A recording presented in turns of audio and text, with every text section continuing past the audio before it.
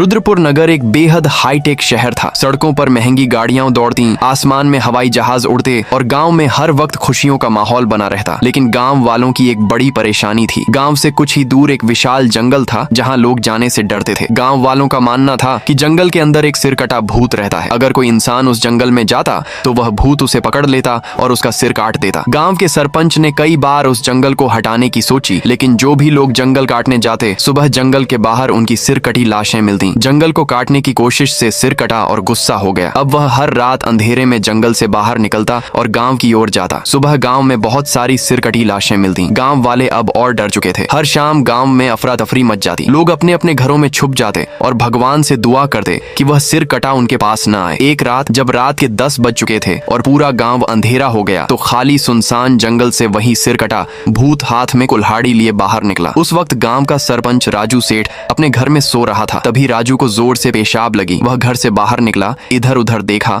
और एक पेड़ के पास खड़े होकर हल्का होने लगा। तभी राजू को लगा कि उसके पीछे कोई खड़ा है। वह पीछे घूमा तो वहाँ वही सिर कटा खड़ा था। राजू उसे देखते ही कांप गया। सिर कटे ने कहा, पेड़ की इज्जत करना सीखो वरना मरोगे। फिर सिर कटे ने एक चोट के मारे उसका सिर काट दिया। सुबह गांव वालों को राजू की लाश उसके बिस्तर में मिली। लोग डर के मारे कांप रहे थे। उन्हें समझ नहीं आ रहा था कि क्या करें। लेकिन एक दिन दूसरे गांव का एक आदमी भागता हुआ आया और गांव वालों को एक बाबा के बारे में बताया। वह बाबा दूर के गांव के एक बड़े महल में रहते थे। बाबा राय जो भी इंसान उनके पास जाता उनकी मदद जरूर करते। गांव का एक आदमी उनके पास गया और सारी परेशानी बताई। बाबा ने कुछ सोचा, फिर उन्होंने जंगल के सामने हवन कुंड तैयार किया और पूजा शुरू की। बाबा राय के कुछ मंत्र पूरे होते ही जंगल अचानक जोर जोर से हिलने लगा। आसमान का रंग लाल हो गया और जंगल के अंदर से वही सिर कटा उड़ता हुआ आया। वह सबके बीच उतरा और बोला, मेरे जंगल से दूर रहो वरना मरोगे। बाबा राय ने उससे पूछा, तुम इस जंगल की रक्षा क्यों कर रहे हो? तब सिर कटे ने अपनी कहानी सुनाई। बहुत सालों पहले की बात है जब यह गांव बेहद सूखा बंजर हुआ करता था। गांव में हरी भरी का नामो निशान नहीं था। मैं इस जंगल में रहता था, लेकिन उस वक्त यह जंगल यहाँ नहीं था। गांव के लोग हर दिन भूख प्यास से मर रहे थे। यह सब मेरी आंखों के सामने हो रहा था। आखिर में मैं गांव के कुछ लोगों के साथ मिलकर गांव में पेड़ लगाने लगा। धीरे धीरे गांव फिर से हरा भरा हो गया। बच्चे गांव में खेलने लगे, लोग हंसी खुशी जीने लगे। लेकिन एक आदमी था जिसे यह सब अच्छा नहीं लग रहा था। कलुआ सेठ, जो गांव के उस जंगल को काट कर वहाँ पार्क बनाना चाहता था। लेकिन उसे पता था कि मेरे रहते जंगल को कोई नहीं काट सकता। इसलिए उसने एक प्लान बनाया। उस रात जब मैं अपने घर में सो रहा था तब कलुआ सेठ और उसके कुछ आदमी हाथ में कुल्हाड़ी लिए आए। उन्होंने मुझे सोता देख मेरा सिर काट दिया और चले गए। उस रात जब पूरा जंगल खाली था, मेरी लाश अचानक जिंदा हो गई। अब मेरा एक ही प्लान था, कलुआ सेठ से बदला लेना और इस जंगल की रक्षा करना। बाबा राय ने उसकी कहानी सुनने के बाद कुछ सोचा और एक मंत्र फूंका जिससे कलुआ सेठ वहाँ प्रकट हो गया। कलुआ सेठ ने सबसे माफी मांगी, लेकिन सिर कटे ने उसे मारकर अपना बदला पूरा किया। उस दिन से गांव का कोई भी इंसान जंगल में आ जा सकता था। इसलिए पेड़ को हाथ भी लगाया तो वह सिर कटा उसे